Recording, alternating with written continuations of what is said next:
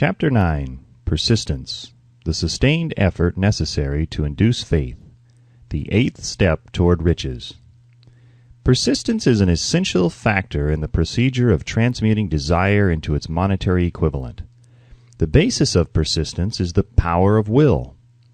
Willpower and desire, when properly combined, make an irresistible pair. Men who accumulate great fortunes are generally known as cold-blooded and sometimes ruthless. Often they are misunderstood. What they have is willpower, which they mix with persistence and place back of their desires to ensure the attainment of their objectives. Henry Ford has been generally misunderstood to be ruthless and cold-blooded. This misconception grew out of Ford's habit of following through in all of his plans with persistence. The majority of people are ready to throw their aims and purposes overboard and give up at the first sign of opposition or misfortune. A few carry on despite all opposition until they attain their goal. These few are the Fords, Carnegies, Rockefellers, and Edisons. There may be no heroic connotation to the word persistence, but the quality is to the character of man what carbon is to steel. The building of a fortune generally involves the application of the entire 13 factors of this philosophy.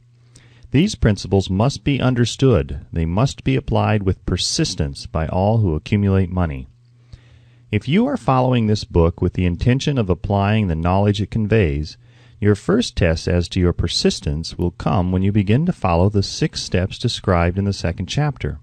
Unless you are one of the 2 out of every 100 who already have a definite goal at which you are aiming, and a definite plan for its attainment, you may read the instructions and then pass on with your daily routine and never comply with those instructions. The author is checking you up at this point because lack of persistence is one of the major causes of failure.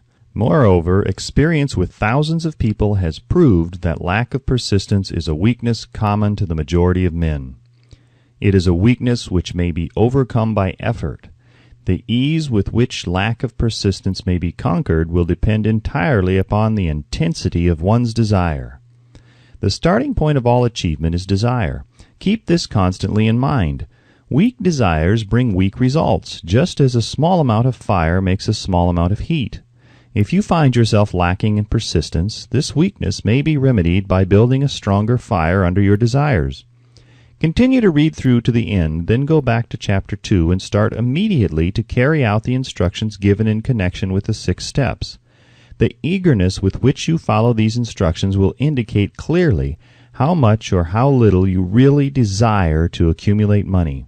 If you find that you are indifferent, you may be sure that you have not yet acquired the money consciousness which you must possess before you can be sure of accumulating a fortune.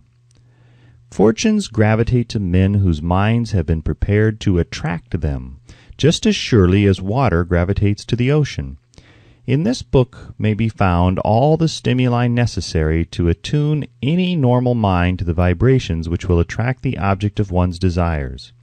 If you find you are weak in persistence, center your attention upon the instructions contained in the chapter on power. Surround yourself with a mastermind group, and through the cooperative efforts of the members of this group, you can develop persistence. You will find additional instructions for development of persistence in the chapters on autosuggestion and the subconscious mind. Follow the instructions outlined in these chapters until your habit nature hands over to your subconscious mind a clear picture of the object of your desire. From that point on, you will not be handicapped by lack of persistence. Your subconscious mind works continuously while you are awake and while you are asleep. Spasmodic or occasional effort to apply the rules will be of no value to you. To get results, you must apply all of the rules until their application becomes a fixed habit with you. In no other way can you develop the necessary money consciousness. Poverty is attracted to the one whose mind is favorable to it, as money is attracted to him whose mind has been deliberately prepared to attract it, and through the same laws. Poverty consciousness will voluntarily seize the mind which is not occupied with the money consciousness. A poverty consciousness develops without conscious application of habits favorable to it. The money consciousness must be created to order, unless one is born with such a consciousness.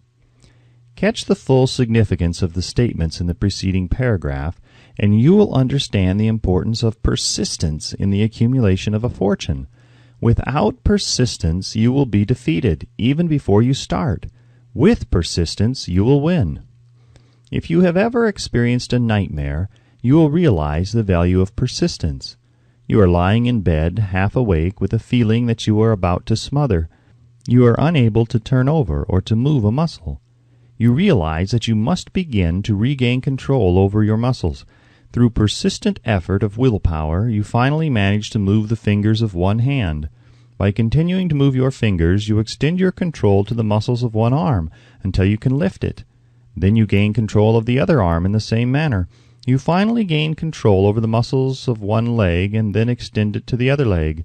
Then, with one supreme effort of will, you regain complete control over your muscular system and snap out of your nightmare.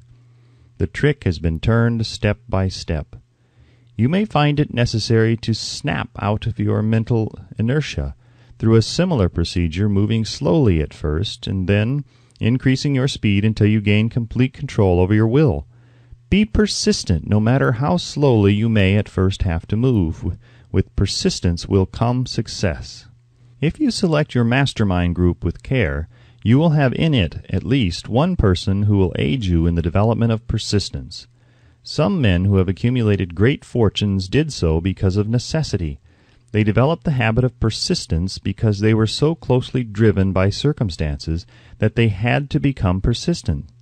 There is no substitute for persistence. It cannot be supplanted by any other quality. Remember this, and it will hearten you in the beginning when the going may seem difficult and slow. Those who have cultivated the habit of persistence seem to enjoy insurance against failure. No matter how many times they are defeated, they finally arrive up toward the top of the ladder. Sometimes it appears that there is a hidden guide whose duty is to test men through all sorts of discouraging experiences. Those who pick themselves up after defeat and keep on trying arrive, and the world cries, "Bravo! I knew you could do it." The hidden guide lets no one enjoy great achievement without passing the persistence test. Those who can't take it simply do not make the grade. Those who can take it are bountifully rewarded for their persistence. They receive as their compensation whatever goal they are pursuing. That is not all. They receive something infinitely more important than material compensation, the knowledge that every failure brings with it the seed of an equivalent advantage. There are exceptions to this rule. A few people know from experience the soundness of persistence. They are the ones who have not accepted defeat as being anything more than temporary. They are the ones whose desires are so persistently applied that defeat is finally changed into victory. We who stand on the sidelines of life see the overwhelmingly large number who go down in defeat, never to rise again.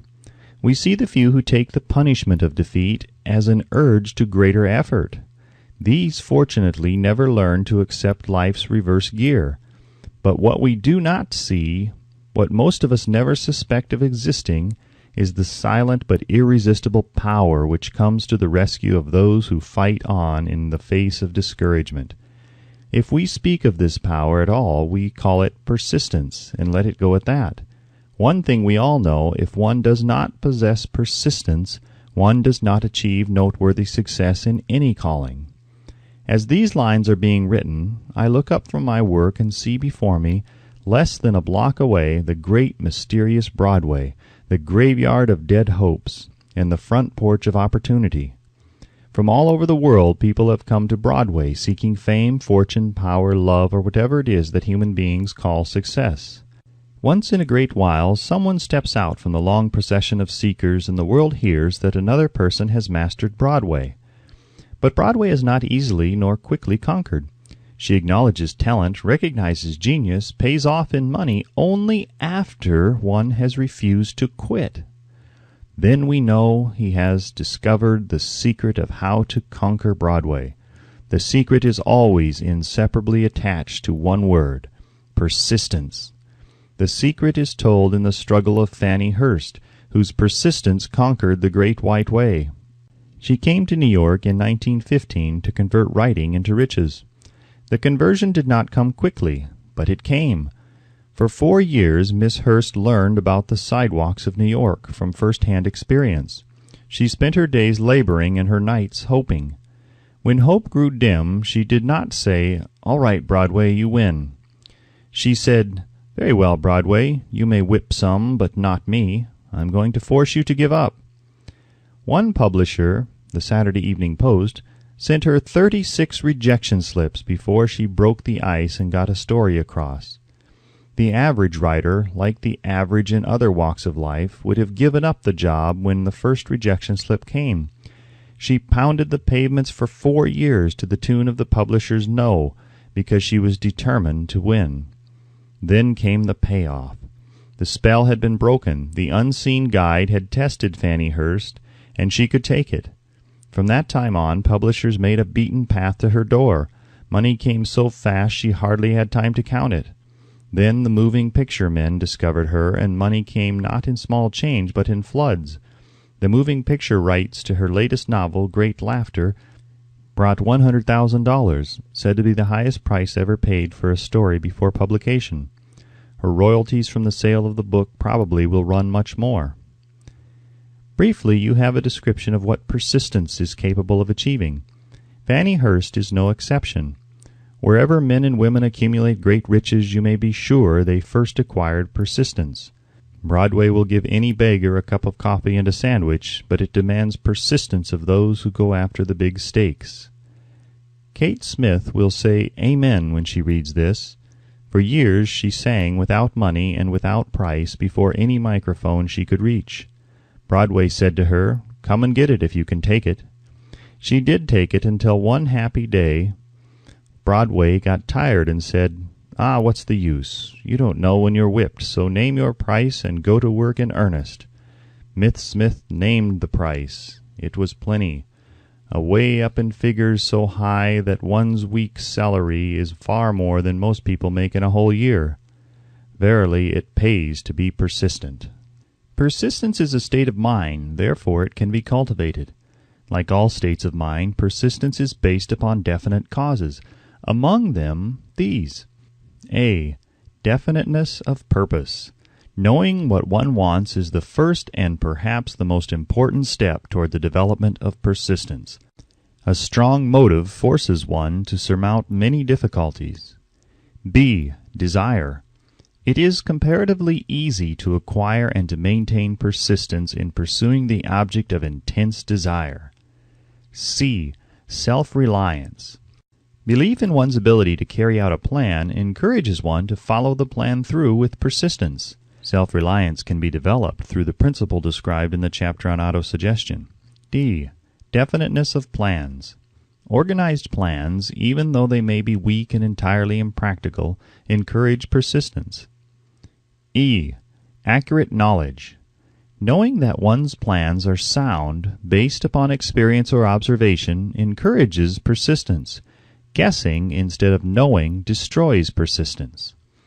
F. Cooperation. Sympathy, understanding, and harmonious cooperation with others tend to develop persistence. G. Willpower. The habit of concentrating one's thoughts upon the building of plans for the attainment of a definite purpose leads to persistence. H. Habit.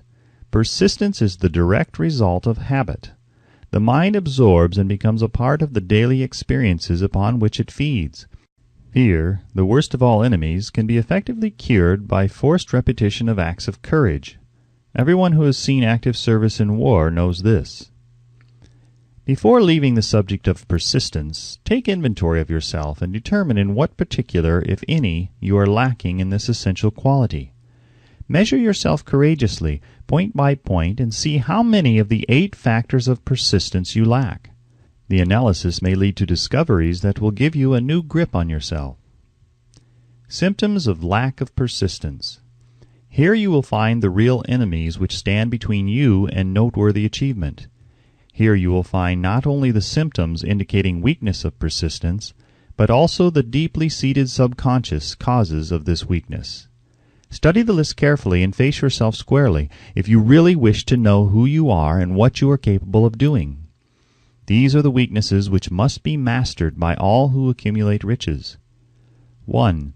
Failure to recognize and to clearly define exactly what one wants. 2.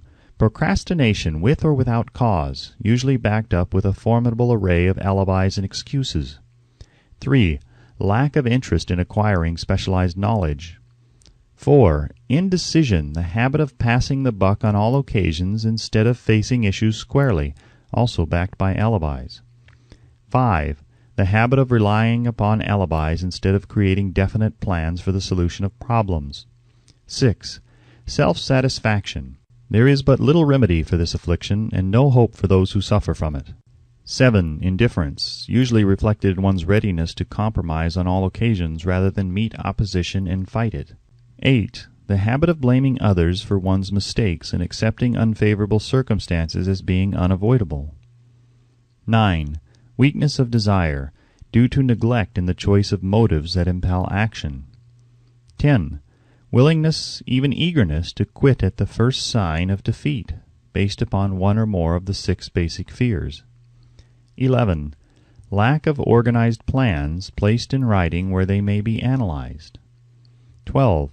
The habit of neglecting to move on ideas or to grasp opportunity when it presents itself. 13. Wishing instead of willing. 14. The habit of compromising with poverty instead of aiming at riches. General absence of ambition to be, to do, and to own. 15.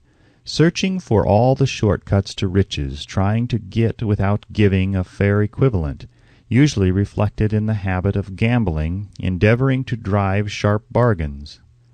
16. Fear of criticism. Failure to create plans and to put them into action because of what other people will think, do, or say. This enemy belongs at the head of the list because it generally exists in one's subconscious mind, where its presence is not recognized. See the 6 basic fears in a later chapter. Let us examine some of the symptoms of the fear of criticism. The majority of people permit relatives, friends, and the public at large to so influence them that they cannot live their own lives because they fear criticism. Huge numbers of people make mistakes in marriage, stand by the bargain, and go through life miserable and unhappy because they fear criticism which may follow if they correct the mistake. Anyone who has submitted to this form of fear knows the irreparable damage it does by destroying ambition, self-reliance, and the desire to achieve. Millions of people neglect to acquire belated educations after having left school because they fear criticism. Countless numbers of men and women, both young and old, permit relatives to wreck their lives in the name of duty because they fear criticism. Duty does not require any person to submit to the destruction of his personal ambitions and the right to live his own life in his own way. People refuse to take chances in business because they fear the criticism which may follow if they fail. The fear of criticism in such cases is stronger than the desire for success. Too many people refuse to set high goals for themselves or even neglect selecting a career because they fear the criticism of relatives and friends who may say, "Don't aim so high, people will think you are crazy." When Andrew Carnegie suggested that I devote 20 years to the organization of a philosophy of individual achievement, my first impulse of thought was fear of what people might say. The suggestion set up a goal for me, far out of proportion to any I had ever conceived. As quick as a flash, my mind began to create alibis and excuses, all of them traceable to the inherent fear of criticism. Something inside of me said, "You can't do it. The job is too big and requires too much time. What will your relatives think of you? How will you earn a living? No one has ever organized a philosophy of success. What right have you to believe you can do it? Who are you, anyway, to aim so high? Remember your humble birth. What do you know about philosophy? People will think you are crazy," and they did. "Why hasn't some other person done this before now?" These and many other questions flashed into my mind and demanded attention. It seemed as if the whole world had suddenly turned its attention to me with the purpose of ridiculing me, into giving up all the desire to carry out Mr. Carnegie's suggestion. I had a fine opportunity, then and there, to kill off ambition before it gained control of me. Later in life, after having analyzed thousands of people, I discovered that most ideas are stillborn and need the breath of life injected into them through definite plans of immediate action. The time to nurse an idea is at the time of its birth. Every minute it lives gives it a better chance of surviving. The fear of criticism is at the bottom of the destruction of most ideas which never reach the planning and action stage. Many people believe that material success is the result of favorable breaks. There is an element of ground for that belief, but those depending entirely upon luck are nearly always disappointed, because they overlook another important factor which must be present before one can be sure of success. It is the knowledge with which favorable breaks can be made to order. During the Depression, W.C. Fields, the comedian, lost all his money and found himself without income, without a job and his means of earning a living. Vaudeville no longer existed. Moreover, he was past 60 when many men consider themselves old. He was so eager to stage a comeback that he offered to work without pay in a new field, movies. In addition to his other troubles, he fell and injured his neck. To many, that would have been the place to give up and quit. But Fields was persistent. He knew that if he carried on, he would get the breaks sooner or later, and he did get them, but not by chance. Marie Dressler found herself down and out with her money gone with no job when she was about 60. She, too, went after the breaks and got them. Her persistence brought an astounding triumph late in life, long beyond the age when most men and women are done with ambition to achieve. Eddie Cantor lost his money in the 1929 stock crash, but he still had his persistence and his courage. With these, plus 2 prominent eyes, he exploited himself back into an income of $10,000 a week. Verily, if one has persistence, one can get along very well without many other qualities. The only break anyone can afford to rely upon is a self-made break. These come through the application of persistence. The starting point is definiteness of purpose. Examine the first 100 people you meet. Ask them what they want most in life, and 98 of them will not be able to tell you.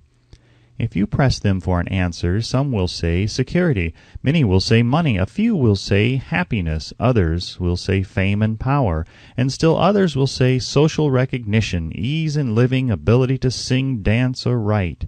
But none of them will be able to define these terms or give the slightest indication of a plan by which they hope to attain these vaguely expressed wishes. Riches do not respond to wishes. They respond only to definite plans backed by definite desires through constant persistence. How to develop persistence? There are 4 simple steps which lead to the habit of persistence. They call for no great amount of intelligence, no particular amount of education, and but little time or effort. The necessary steps are: 1. A definite purpose backed by burning desire for its fulfillment. 2. A definite plan expressed in continuous action. 3. A mind closed tightly against all negative and discouraging influences, including negative suggestions of relatives, friends, and acquaintances. 4. A friendly alliance with one or more persons who will encourage one to follow through with both plan and purpose. These 4 steps are essential for success in all walks of life. The entire purpose of the 13 principles of this philosophy is to enable one to take these 4 steps as a matter of habit. These are the steps by which one may control one's economic destiny. They are the steps that lead to freedom and independence of thought. They are the steps that lead to riches in small or great quantities. They lead the way to power, fame, and worldly recognition. They are the 4 steps which guarantee favorable breaks. They are the steps that convert dreams into physical realities. They lead also to the mastery of fear, discouragement, indifference. There is a magnificent reward for all who learn to take these 4 steps. It is the privilege of writing one's own ticket and of making life yield whatever price is asked. I have no way of knowing the facts, but I venture to conjecture that Mrs. Wallace Simpson's great love for a man was not accidental, nor the result of favorable breaks alone. There was a burning desire and careful searching at every step of the way. Her first duty was to love. What is the greatest thing on earth? The Master called it love, not man-made rules, criticism, bitterness, slander, or political marriages, but love. She knew what she wanted, not after she met the Prince of Wales, but long before that. Twice when she had failed to find it, she had the courage to continue her search. To thine own self be true, and it must follow, as the night the day, thou canst not then be false to any man. Her rise from obscurity was of the slow, progressive, persistent order, but it was sure. She triumphed over unbelievably long odds, and no matter who you are, or what you may think of Wallis Simpson, or the king who gave up his crown for her love, she is an astounding example of applied persistence, an instructor on the rules of self-determination, from whom the entire world might profitably take lessons. When you think of Wallis Simpson, think of one who knew what she wanted, and shook the greatest empire on earth to get it. Women who complain that this is a man's world, that women do not have an equal chance to win, owe it to themselves to study carefully the life of this unusual woman, who at an age when most women consider old, captured the affections of the most desirable bachelor in the entire world. And what of King Edward? What lesson may we learn from his part in the world's greatest drama of recent times? Did he pay too high a price for the affections of the woman of his choice? Surely no one but he can give the correct answer. The rest of us can only conjecture. This much we know. The king came into the world without his own consent. He was born to great riches without requesting them. He was persistently sought in marriage. Politicians and statesmen throughout Europe tossed dowagers and princesses at his feet. Because he was the firstborn of his parents, he inherited a crown which he did not seek, and perhaps did not desire. For more than 40 years he was not a free agent, could not live his life in his own way, had but little privacy, and finally assumed duties inflicted upon him when he ascended the throne. Some will say, with all these blessings, King Edward should have found peace of mind, contentment, and joy of living. The truth is that back of all the privileges of a crown, all the money, the fame, and the power inherited by King Edward, there was an emptiness which could be filled only by love. His greatest desire was for love. Long before he met Wallis Simpson, he doubtless felt this great universal emotion tugging at the strings of his heart, beating upon the door of his soul, and crying out for expression. And when he met a kindred spirit crying out for this same holy privilege of expression, he recognized it, and without fear or apology opened his heart and bade it enter. All the scandal-mongers in the world cannot destroy the beauty of this international drama, through which two people found love and had the courage to face open criticism, renounce all else to give it holy expression. King Edward's decision to give up the crown of the world's most powerful empire for the privilege of going the remainder of the way through life with the woman of his choice was a decision that required courage. The decision also had a price, but who has the right to say the price was too great? Surely not he who said, "He among you who is without sin, let him cast the first stone." As a suggestion to any evil-minded person who chooses to find fault with the Duke of Windsor because his desire was for love and for openly declaring his love for Wallis Simpson and giving up his throne for her, let it be remembered that the open declaration was not essential. He could have followed the custom of clandestine liaison, which has prevailed in Europe for centuries without giving up either his throne or the woman of his choice, and there would have been no complaint from either church or laity. But this unusual man was built of sterner stuff. His love was clean. It was deep and sincere. It represented the one thing which above all else he truly desired. Therefore he took what he wanted and paid the price demanded. If Europe had been blessed with more rulers with the human heart and the traits of honesty of ex-King Edward, for the past century that unfortunate hemisphere, now seething with greed, hate, lust, political connivance, and threats of war, would have a different and a better story to tell, a story in which love and not hate would rule.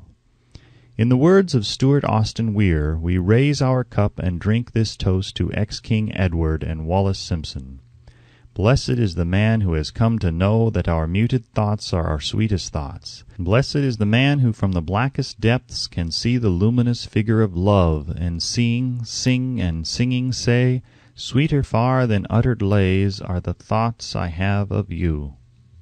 In these words would we pay tribute to the two people who, more than all others of modern times, have been the victims of criticism and the recipients of abuse, because they found life's greatest treasure and claimed it. Mrs. Simpson read and approved this analysis. Most of the world will applaud the Duke of Windsor and Wallis Simpson because of their persistence in searching until they found life's greatest reward. All of us can profit by following their example in our own search for that which we demand of life. What mystical power gives to men of persistence the capacity to master difficulties? Does the quality of persistence set up in one's mind some form of spiritual, mental, or chemical activity which gives one access to supernatural forces? Does infinite intelligence throw itself on the side of the person who still fights on after the battle has been lost, with the whole world on the opposing side?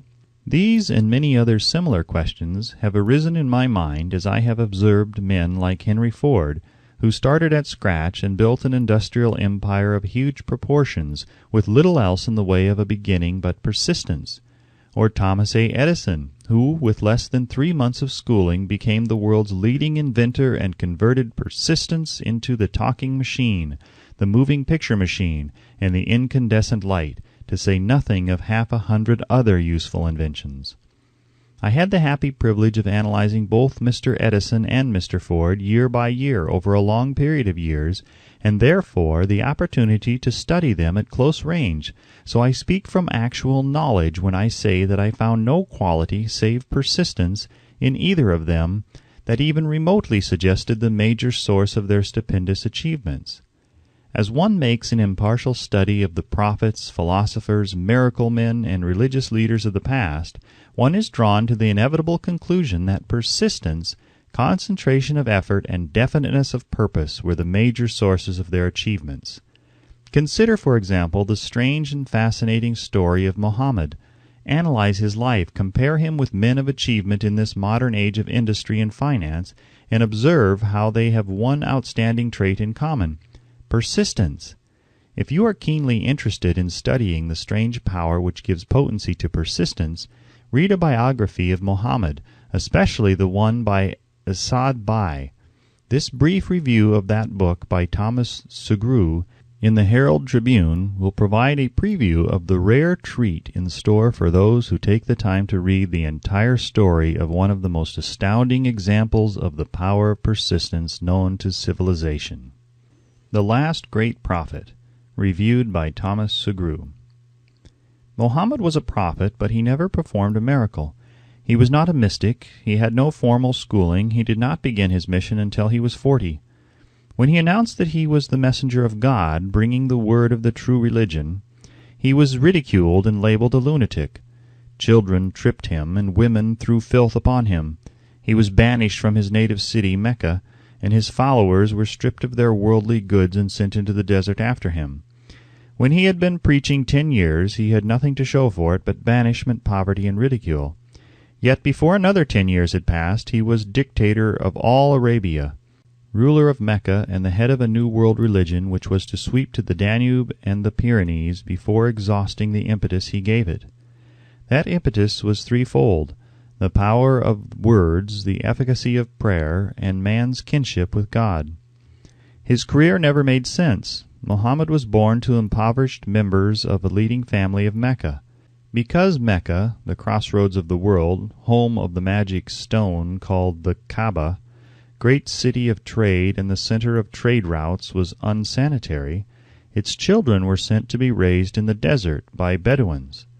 Mohammed was thus nurtured, drawing strength and health from the milk of nomad, vicarious mothers. He tended sheep and soon hired out to a rich widow as leader of her caravans. He traveled to all parts of the Eastern world, talked with many men of diverse beliefs, and observed the decline of Christianity into warring sects. When he was 28, Kajia, the widow, looked upon him with favor and married him. Her father would have objected to such a marriage, so she got him drunk and held him up while he gave the paternal blessing. For the next 12 years Mohammed lived as a rich and respected and very shrewd trader. Then he took to wandering in the desert, and one day he returned with the first verse of the Koran and told Kajia that the archangel Gabriel had appeared to him and said that he was to be the messenger of God. The Koran, the revealed word of God, was the closest thing to a miracle in Mohammed's life. He had not been a poet, he had no gift of words. Yet the verses of the Koran, as he received them and recited them to the faithful, were better than any verses which the professional poets of the tribes could produce. This, to the Arabs, was a miracle. To them the gift of words was the greatest gift. The poet was all-powerful. In addition, the Quran said that all men were equal before God, that the world should be a democratic state. Islam. It was this political heresy, plus Muhammad's desire to destroy all the 360 idols in the courtyard of the Kaaba, which brought about his banishment. The idols brought the desert tribes to Mecca, and that meant trade. So the businessmen of Mecca, the capitalists of which he had been one, set upon Muhammad. Then he retreated to the desert and demanded sovereignty over the world. The rise of Islam began. Out of the desert came a flame which would not be extinguished, a democratic army fighting as a unit and prepared to die without wincing. Muhammad had invited the Jews and Christians to join him, for he was not building a new religion. He was calling all who believed in one God to join in a single faith. If the Jews and Christians had accepted his invitation, Islam would have conquered the world. They didn't. They would not even accept Muhammad's invitation of humane warfare. When the armies of the Prophet entered Jerusalem, not a single person was killed because of his faith. When the Crusaders entered the city centuries later, not a Muslim man, woman, or child was spared. But the Christians did accept one Muslim idea, the place of learning, the university.